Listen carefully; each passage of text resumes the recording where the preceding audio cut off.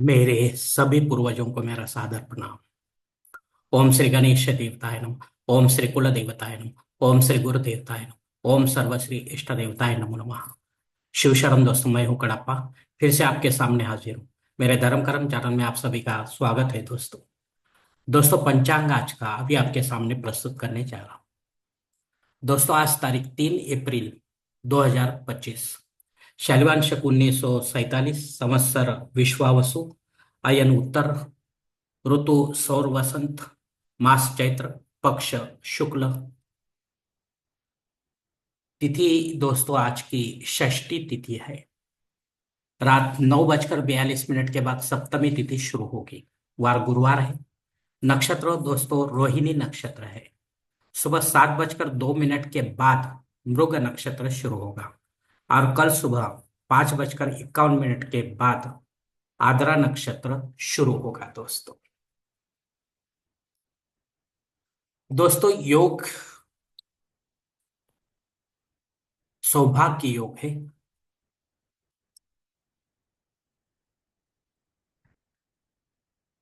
रात 12:01 के बाद शोभन योग शुरू होगा। करण दोस्तों कौलव करण है। सुबह 10:41 के बाद तैतिल करण शुरू होगा और रात 9:42 के बाद गरज करण शुरू होगा। प्रमुख ग्रहों की राशि स्थिति सुबह 5:30 कुछ इस तरह होगी। सूरज जो है वो मीन राशि में होगा, चांद वृषभ राशि में, गुरु वृषभ राशि में और शनिदेव अपने कुंभ राशि में होंगे। मुंबई विभाग में सूरज का आगमन और डिंपन कुछ इस तरह होगा। आगमन जो है सुबह 6:32 पर होगा और निगमन जो है और शाम 6:52 पर होगा। दोस्तों, इसी पंचांग के आधार पर अब हम आज के पूजा के लिए संकल्प छोड़ने जा रहे हैं। तब आप आपके दाहिने हाथ की हथेली पर थोड़ा सा जल, थोड़े अक्षत, एक फूल या फूल की पंखुड़ी ले दोस्तों, और ये एक छोटा सा संकल्प जो है बोलना शुरू कर दे। हर ओम शिव शिव शंभो रात्नय प्रवर्तमानस्य ब्रह्मण द्वितीय परार्धे श्वेतवराह कल्पे वैवस्वत मन्वंतरे कलियुगे प्रथम पादे जम्बूद्वीपे भरतवर्ष भरतखंडे मेरो दक्षिण दिग्भागे महाराष्ट्र देशे व्यावहारिक चांद्रमाणे शालिवान शक 1947 प्रभावादि षष्ठी संवत्सरों में विश्वावसु नाम संवत्सरे उत्तरायणे सौर वसंत ऋतु चैत्र मासे शुक्ल पक्षे बृहस्पति वासरे रोहिणी नक्षत्रे सौभाग्य योगे कौलव करणिकतायाम षष्ठी शुभति तो वीर गोत्र में उत्पन्न मैं कड़प्पा मोहपात दुरित क्षय द्वारा श्री पार्वती परमेश्वर पित्यर्थ विधिवत पंचोपचार एवं षोडशोपचार इष्टलिंग पूजा एवं नित्य देव पूजा करिष्ये। दोस्तों, यहीं पर ये संकल्प जो है खत्म हो चुका है। अब आपके दाहिने हाथ के हथेली पर जो संकल्प का पानी है वो सामने वाली थाली में छोड़ दो दोस्तों। दोस्तों, इस संकल्प की काल मर्यादा सुबह 7:02 तक है। इस समय के बाद भी अगर आपको किसी धार्मिक विधि की संपन्नता के लिए संकल्प छोड़ना है तो कृपा करके आप ऊपर के बदले हुए पंचांग का सहारा लेकर नया संकल्प तैयार करें और उस संकल्प में आप जो करने जा रहे हैं उस धार्मिक विधि का उल्लेख अवश्य करें। तब जाकर आपकी ये धार्मिक सेवा संबंधित देवताओं तक पहुंचेगी और उनका आशीर्वाद आप तक पहुंच जाएगा। आपका जीवन और भी सुखमय बन जाएगा दोस्तों। दोस्तों, अब मुहूर्त विभाग में देखते हैं। इसमें धार्मिक विधि और उनके मुहूर्त काल कुछ इस प्रकार दिए गए हैं। सबसे पहले सगाई के लिए मुहूर्त दिया गया है तारीख 3, 6, 10, 11, 14, 18, 20, 21 और 22। गोद भराई के लिए मुहूर्त दिया गया है तारीख 3, 6, 11 और 18। नामकरण करने के लिए मुहूर्त दिया गया है तारीख 6, 10, 14 और 20। मुंडन करने के लिए मुहूर्त दिया गया है तारीख 3, 6, 14 और 24, क्षमा करें। गृह प्रवेश करने के लिए मुहूर्त दिया गया है तारीख 3, 5, 10, 14, 18, 20, 21। मुहूर्त के दूसरे भाग में देखते हैं दोस्तों। जनेऊ संस्कार के लिए एक ही मुहूर्त है तारीख 7। शादी ब्याह करने के लिए मुहूर्त दिया गया है तारीख 14, 18, 19, 20, 21, 22 और 25। दोस्तों, वास्तु शांति और भूमि पूजन तथा पाया भरने के लिए कोई मुहूर्त अभी इस मास में नहीं है।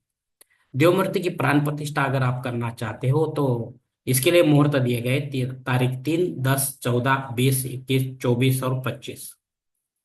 इसमें आप सभी देवी देवताओं की मूर्ति की प्राण प्रतिष्ठा कर सकते हैं, लेकिन विधिवत करें, पंडित के माध्यम से करें और देवकाल में करें दोस्तों।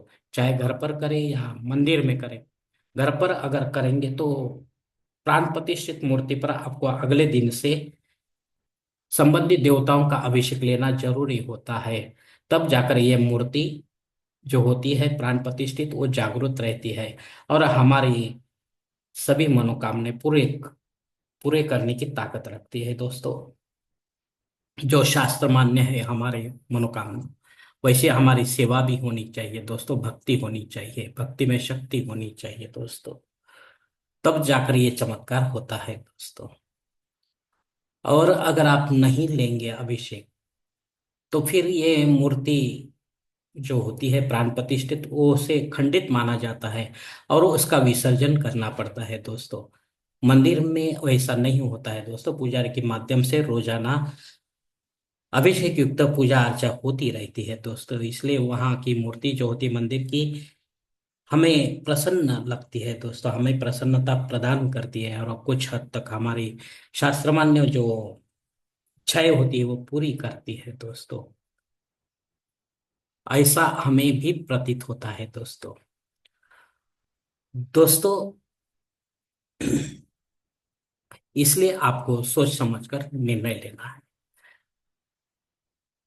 दोस्तों। ऊपर दिए गए कुछ मुहूर्तों की तारीखों में समय की पाबंदी हो सकती है। इसे जानने के लिए आप मुझे कमेंट्स बॉक्स में पूछ सकते हैं या कोई अच्छे से पुरोहित से या पंचांग धारक से संपर्क करें। तब जाकर आप अपने जन्म कुंडली के हिसाब से आपके लिए कोई अच्छा सा मुहूर्त चुने, ताकि आपके विधि का पूरा पूरा फायदा आपको मिले और विधि में किसी प्रकार की बाधा उत्पन्न ना होए दोस्तों। और अगर ऐसा मुहूर्त आपको नहीं मिल रहा है तो फिर आप खुद होके या पंडित के माध्यम से नया कोई मुहूर्त निकालने की कोशिश ना करो, क्योंकि वो मुहूर्त मुहूर्त नहीं होगा तो उसका आपको कुछ भी फायदा नहीं होगा दोस्तों। दोस्तों अब पंचांग में दी गई और कुछ महत्वपूर्ण जो जानकारी है वो हम देखते हैं। पंचांग शुद्धि है दोस्तों, बहुत ही अच्छा दिन है दोस्तों। दिन विशेष दोस्तों षष्ठी श्राद्ध कर्म है। ये षष्ठी श्राद्ध कर्म अगर आपके कोई पूर्वज आपको छोड़कर इसी तिथि पर परलोक सिधार गए तो उनके नाम से आपको पिंडदान युक्त श्राद्ध कर्म करना जरूरी है। और अगर ऐसा आप श्राद्ध कर्म नहीं करेंगे दोस्तों तो उनका आशीर्वाद आपको नहीं मिलेगा दोस्तों।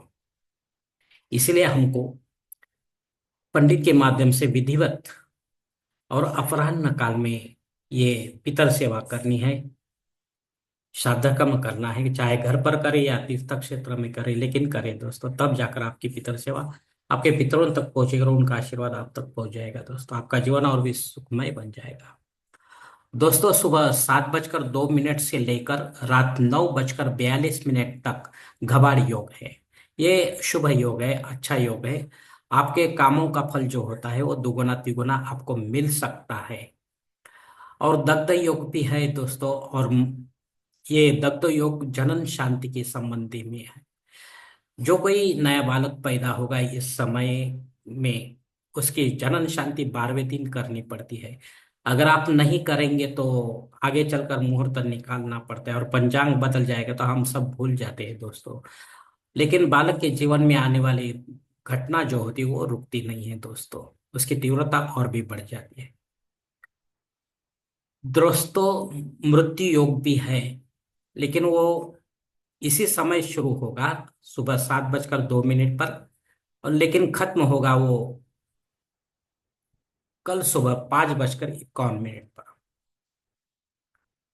तो ये भी मृत्यु योग जो है वो जनन शांति के संबंध में ही है।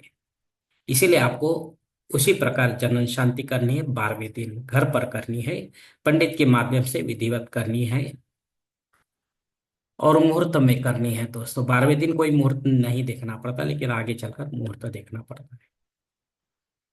अग्नि धरती पर रात 9:42 तक हाजिर है। अगर आपको नया कोई यज्ञ नया कर्मकांड शुरू करना है तो आप कर सकते हैं, लेकिन आगे चलकर वो कहीं बंद हो जाएगा तो आपका जीवन जो है दोषमय बन जाएगा दोस्तों, आपको दोष लग सकता है। और जो रेगुलर है वो आप कभी भी कर सकते हैं दोस्तों। राहु काल दोस्तों दोपहर 1:30 से लेकर 3 बजे तक है। इस 1.5 घंटे के काल में राहु अत्यंत प्रभावी होने के कारण अपने कामों को वो बिगाड़ देता है दोस्तों, हमारे कामों को। अगर ऐसा नहीं होना चाहिए, आपको आपके काम में यश होना जरूरी है, तो आपको और कोई समय में पूरा करने की कोशिश करना है अपने कामों को। महत्वपूर्ण काम को जो रेगुलर है उसको, उसका कोई सवाल नहीं आता है। प्रमुख गोचर ग्रह वक्री और अस्तंगत जो है, तो 2 मार्च से शुक्र वक्री हो गया है दोस्तों। वो बीच में अस्तंगत भी हो गया था, फिर उदय हो गया, फिर वो फिर से वक्री हो गया है दोस्तों। शनि कल से दोस्तों उदय हो गया है, मतलब अस्तंगत से वो निकल रहा है। तो मतलब सूरज से वो दूर जा रहा है, तो अपना प्रभाव वो डालने की क्षमता रखेगा दोस्तों। इसके लिए